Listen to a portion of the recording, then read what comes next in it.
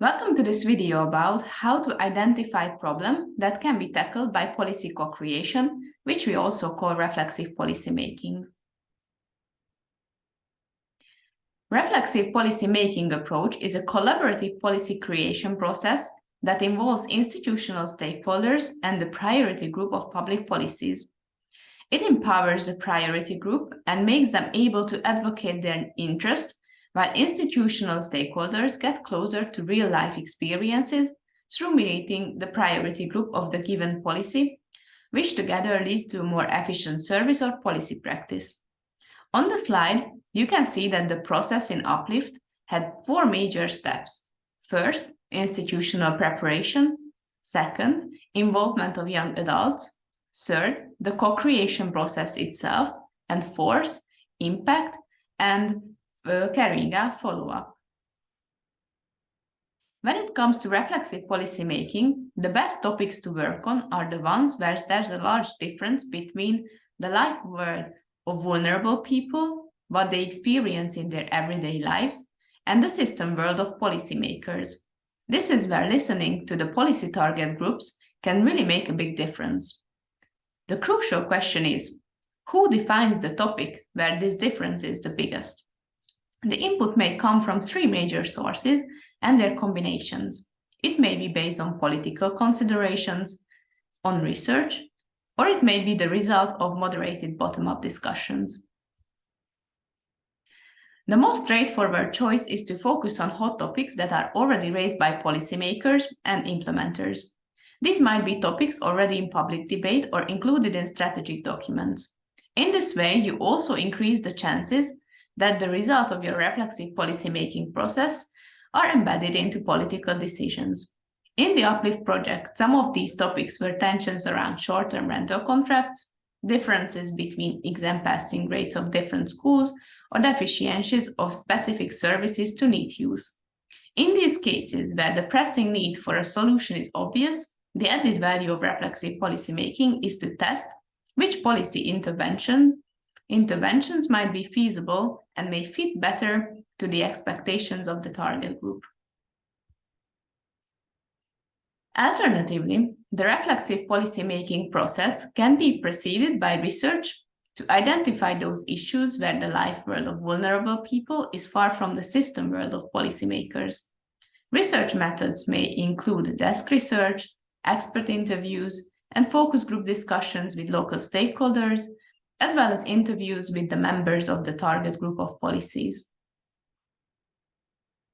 In the Uplift project, we carried out 20 interviews with vulnerable young people aged between 15 and 29 years old, and 20 interviews with people who were young and in a vulnerable life situation at the great financial crisis around 2008.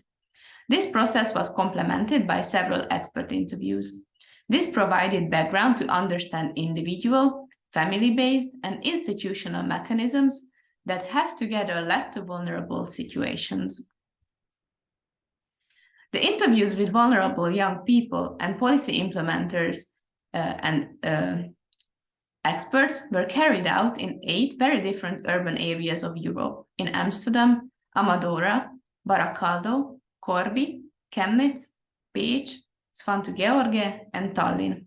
These cities have a very different economic potential and different welfare systems in education, employment, and housing. In some of these locations, vulnerable young people are assisted much more than in others, and social mobility channels are much more open. Nonetheless, our research highlighted 3 major cross-cutting topics that would require further investigation through reflexive policymaking. First, in all the 3 domains of education, employment, and housing, there is a need for tailor-made services, access rules, and transitory solutions. Second, in general, there is an insufficient flow of information about available services and programs towards priority groups.